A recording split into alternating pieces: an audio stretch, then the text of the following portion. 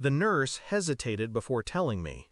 Her voice lowered as though the words themselves were poison.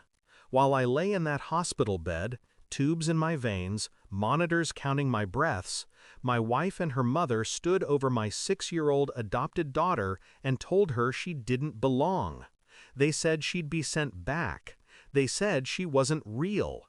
And then my wife screamed the words that split something inside me forever: "You need to make space for the real children."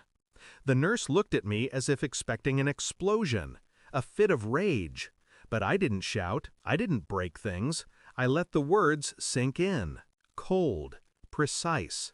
I smiled at the nurse, thanked her, and in silence, I began planning. I came home from the hospital 2 days later. They didn't know I knew.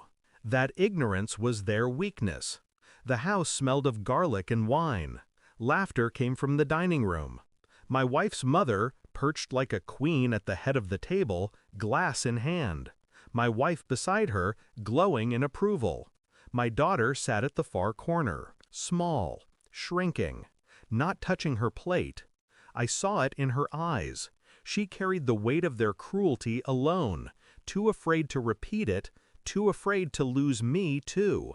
I kissed her head, held her hand, and for a brief second she clung to me like I was the last safe place in the world. That was the moment my denial died. It wasn't a misunderstanding. It wasn't exhaustion or stress or a slip of anger. It was betrayal, deliberate, cold, a declaration that my daughter, our daughter, was disposable. I didn't speak that night, not about it. I ate in silence, listened to their jokes, and let my wife pretend nothing was fractured. But beneath my skin, something new was growing. Not anger, not grief, precision. I moved carefully. No accusations, no outbursts, just quiet preparation. At the law office, I signed papers. Custody, divorce, restraining orders drafted, ready. My wife's bank accounts half drained in advance, legally. The house deed shifted. She had no idea. At home, I watched. She spoke to her mother in hushed tones, unaware I heard every syllable. Plans for a real family. Dismissing my daughter as though she were clutter. They underestimated me. They mistook my silence for weakness. At night, I checked on my daughter. She pretended to sleep, but I saw the tears soaked into her pillow. My chest tightened, but I stayed calm. Because what she needed wasn't my rage, she needed my strategy. Each day I collected proof. Each careless comment. Each text she left unlocked. Words dripping with venom. I can't raise someone else's mistake. I built my case brick by brick. Quiet, invisible, until the walls around them would collapse with one push. They thought I was still healing, but I was calculating. The night came. The table was set again. Wine, candles, the illusion of family. Halfway through the meal, I placed a folder on the table. "Open it," I told her. My wife frowned. She reached for it, hands steady at first, then trembling as her eyes scanned the words. Divorce, custody, evidence, every ugly truth recorded and notarized. Her face drained. Her mother leaned over, reading, and gasped as though stabbed. Finally, my wife looked up at me. Her lips trembled, words clawing at her throat. You can't." I already did. My voice was calm, almost gentle. "You made your choice in that living room. This is mine." My daughter watched, wide-eyed, gripping her fork like a shield. For the first time in weeks, I saw hope flicker in her face. That was enough.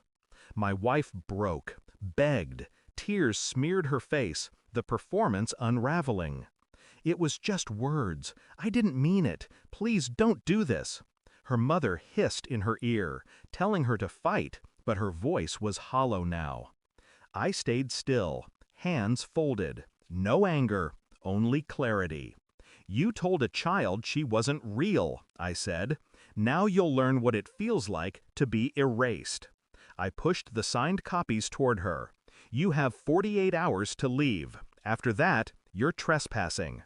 She looked at me like I was a stranger, and maybe I was, but it didn't matter anymore. That night, I tucked my daughter into bed.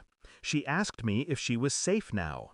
I told her the truth. Yes, you'll never be sent back. You are mine. Always. Her eyes closed finally in peace, sleep taking her quickly. I sat in the dark beside her, listening to the silence of the house. No laughter, no taunts, no poison. The storm inside me had ended. What replaced it was colder, quieter.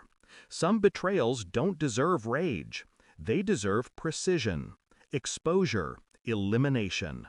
And when I closed the door behind me, I knew one thing with absolute certainty. They were gone.